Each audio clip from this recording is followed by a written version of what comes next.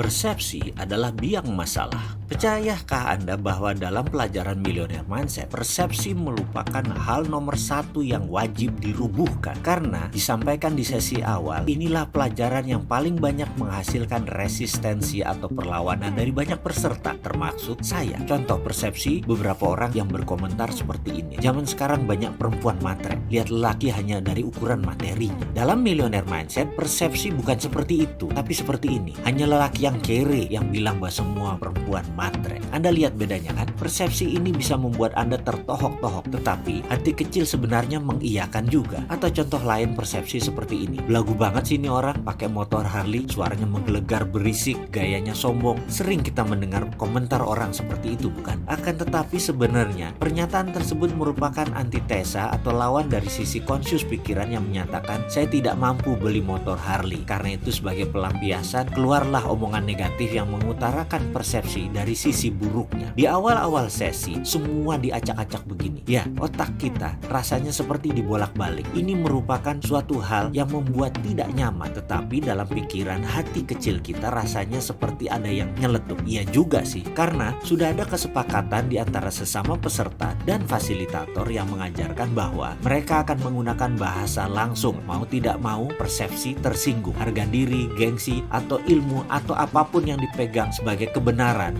versi diri peserta harus ditanggalkan, harus ditinggalkan. Sama seperti sahabat yang mendengar atau menonton video ini, Anda harus berani meninggalkan apapun yang Anda pegang saat ini demi pelajaran baru yang akan kita dapat bersama video ini. Pasalnya, membawa persepsi lama akan membuat Anda menjadi seperti Anda sekarang. Jadi, di dalam video ini, kalimat dan kata-kata Derek akan menjadi senjata percepatan pembelajaran. Contohnya ketika saya dijadikan subjek tanya jawab, Mr. Mardigu, what do you think about Bentley or Rolls Royce? Quick answer, no thinking please. Saya jawab, mobil mewah, mobil mahal, mobil orang kaya, mobil buat pamer. Good, that's a snap answer, very straightforward, and it shows that you are having a poverty conscious, katanya. Dia mengatakan bahwa saya memiliki kesadaran miskin, poverty conscious. Iya, dia bilang itu membuktikan bahwa saya memiliki kesadaran miskin. Sekali lagi, kemudian dia melanjutkan, kamu berjarak dengan kekayaan, karena itu kamu kerja sekuat tenaga, tapi pola pikir kamu miskin akan membawa kembali kamu ke dunia miskin. Saya terkejut dengan penjabarannya, tapi karena sejak awal sudah disepakati untuk tidak boleh tersinggung dan harus siap jika persepsi kita dirubuhkan, kata-kata tersebut pun rasanya nancep langsung ke akar pikiran bawah sadar saya. Bruce, how about you? Si fasilitator Geoff bertanya kepada peserta dari Filipina yang botak, skinhead. Dijawab cepat oleh Bruce, that's my car. Kontan seisi kelas tergelak. That's what you call prosperity conscious. Tukas si Geoff. Ya, Geoff langsung berkata bahwa itu adalah kesadaran kemakmuran. Kalimat itu membawa saya melamun. Teringat kembali suatu masa ketika saya sedang berdialog dengan Ketut Mas Agung, anak ketiga dari keluarga Mas Agung, pendiri toko Gunung Agung, toko Wali Songo, pemilik Pullman Hotel, gedung Wisma Nusantara, dan banyak hotel lagi. Saya mengenal Ketut Mas Agung lebih dari 25 tahun, bahkan sampai saat ini kami masih seminggu sekali bertemu dan masuk dalam WA group bersama. Suatu hari saya bertanya kepada sahabat saya ini, bro, bagaimana asal muasal keluarga Mas Agung membangun bisnis yang berkelimpahan hingga makmur seperti sekarang? Awalnya apa yang almarhum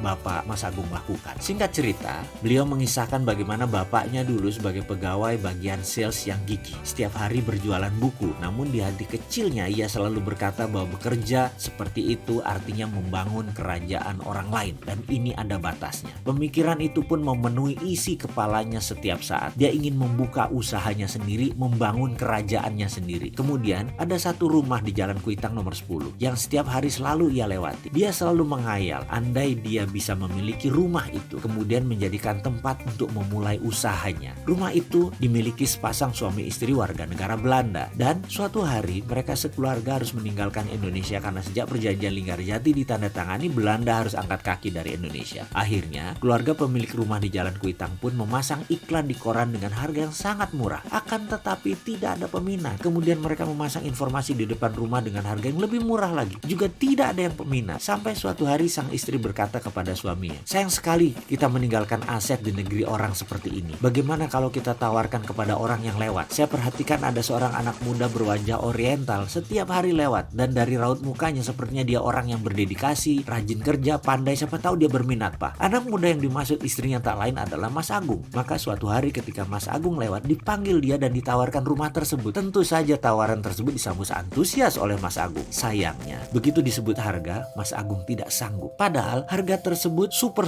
murah dibanding penawaran via koran, bahkan harga yang ditempel di depan rumah tersebut. Tapi apa mau dikata, uang Bapak Mas Agung belum terkumpul sampai sebegitu. Akhirnya sang suami menawarkan solusi agar Mas Agung mencicil selama 5 tahun. Mas Agung pun menyetujui. Dia berusaha keras bekerja, menyicil kewajibannya yang dikirim langsung ke Belanda. Dan benar, 5 tahun kemudian dia lunasi rumah tersebut. Sahabat saya, Ketut Mas Agung menyimpulkan, begini Mardigu, misalnya dulu bapak saya tidak pernah menyatakan berkali-kali bahwa dia akan punya bisnis sendiri. Misalnya dulu bapak tidak pernah membatin setiap lewat rumah tersebut bahwa dia ingin memulai bisnis dari sana. Ini rumah saya. Misalnya dulu dia tidak mengulang-ulang mantra dalam dirinya, ini rumah saya, ini kantor saya, ini kerajaan bisnis saya mulai dari sini. Pasti rumah itu dibeli orang lain, bukan ditawarkan kepada dia. Ketika dia berkata tidak mampu, pasti sepemilik rumah akan mencari pembeli yang mampu, bukan menawarkan solusi menyicil kepada dia. Ya,